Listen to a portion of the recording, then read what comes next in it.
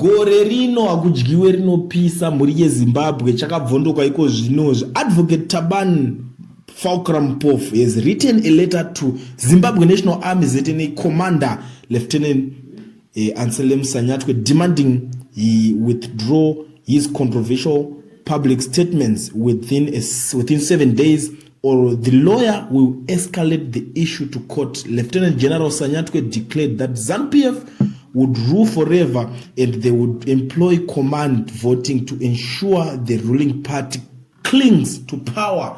Saka vampofu vakati withdraw statement renyu ramataura nekuti inini ndinogona kutonipedzerana nemukoti.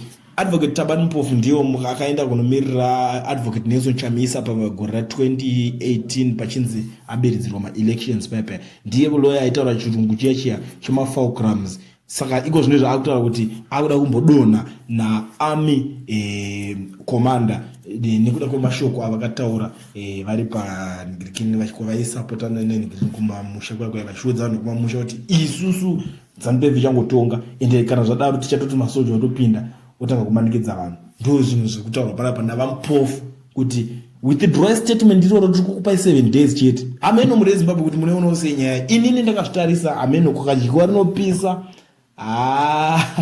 Regeza timboona kuti Mpofu adaita sei.